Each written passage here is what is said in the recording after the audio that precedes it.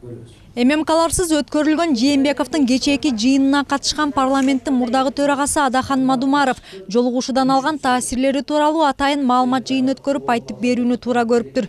Чуу дегенде эле ага жолугушуунун форматы жакпаганын билдирди. Өкмөттүн чарбачыл жыйынына окшош дейт. Мындан сырткары экс-спикер аянтчада айтылган сөздөр коомчулукка кеңири жеткирилбей, президенттин аппараты тарабынан чектөө болгонуна жана цензурага нааразы. Ишенимди жаратпоочулук жагынан атайын аябай бир уюшулган топ бар сыяктуу да. Эгер кечээки жыйын болгондо, мына Россияда караңыздарчы, мамлекеттик кеңеш өтөбү, кандай орчундуу маселе болбосун түз алып көрсөтөт. Биздикилер баягы калтыраган титиремей. Анан сот реформасы боюнча, башка реформалар боюнча бул конституцияга өзгөртүү киргизишибиз зарыл деп көпчүлүк киши ушуну талап кылды. Сөзсүз түрдө конституцияга өзгөртүү киргизишибиз керек. Биз ара жолдо калганбыз. Же президенттик эмеспиз, же парламенттик эмеспиз. Мына кечээ эми 7 жыл, 8 жыл өткөндөн кийин бардыгы мойнуна алып атат. Тышкы саясатты ким аныктайт деген маселе конституцияда жок экен. Мадумаровдун айтымында жыйында конституциялык реформадан сырткары көбүнчөсү камалган саясатчылар тууралуу маселе көтөрүлгөн.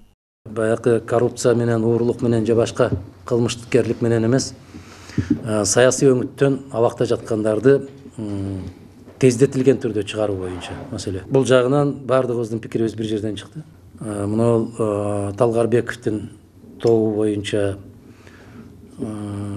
Садыр Жапаров боюнча, Өмүрбек Текебаев боюнча менин түшүнүгүмдө ушундай болуп калды. Себеп талап аябай катуу коюлгандан кийин буюрса жаңы жылга чейин ушул маселе оң жагына чечилиши керек. Бардыгы боюнча.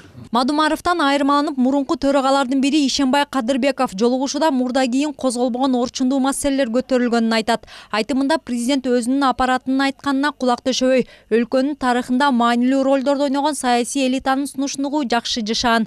Ал жолугушууда өлкөдөгү шайлоо системасына токтолуп, жогорку кеңешке ким депутат болуп келерин партия лидерлери гана чечип калганын Жээнбековго жеткирген. Анан калса азыркы шайлоо мыйзамдары баш мыйзамга каршы келип, парламенттин легитимдүүлүгүн камсыздай албайт. Европадагы тажрыйба бар. Кыргызстанды бөлүшүш керек. Кичинекей округтарга ар бир округда 20-дан ашпаган талапкер болуш керек дагы. Ошонун артынан элдин алдына салып беришибиз керек. Элдин элегинен өткөн депутаттар болуш керек. Бүгүнкү болсо Кыргызстанда депутаттарды эл чечпейт. Эч ким чечпей эле партиянын лидерлери ким болоорун ошолор чечип калды. Мындайча айтканда, партиянын мандаты бизнестин товары болуп калды. Орундар сатыла баштады.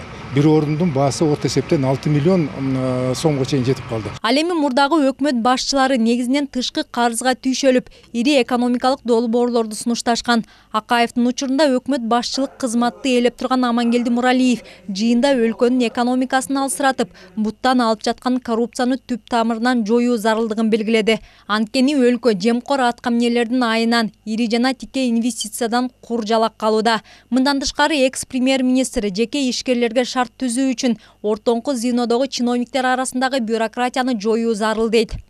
Ошо орто звенодогу чиновниктер бир топ бюрократиялык тормоздорду коюп атышат.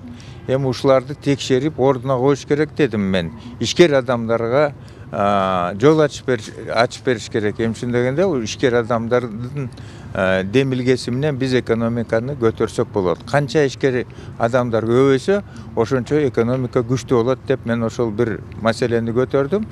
Экстердин башын бириктирген жыйында өлкөдөгү кадр саясатына да ачуусун айтылганы белгилүү болду. Өкмөттүн баш оорусуна айланган кумтөр маселеси да четте калган эмес. Жолугушууда мурдагы жетекчилерден турган кеңеш берүүчү топ түзүү сунушу да айтылбай койгон жок. Ал эми Жээнбеков бардык сунуш пикирлерди анализдеп, ушундай форматтагы жолугушууну мындан кийин да өткөрүү ниетин айткан. Бирок бул аянтчадан жыйынтык болооруна ишенгендер да, күмөн санагандар да бар. Белгилей кетсек, көз өтүп же ар кандай себептер менен келбеген, четке чыгып кеткен жетекчилер жана абакта отургандарды эске албаганда, президент менен жолугушууга 22 мурунку жетекчи катышты. Чынара Нурсейитова, Алтынбек Кубанычбеков, Нью ТВ.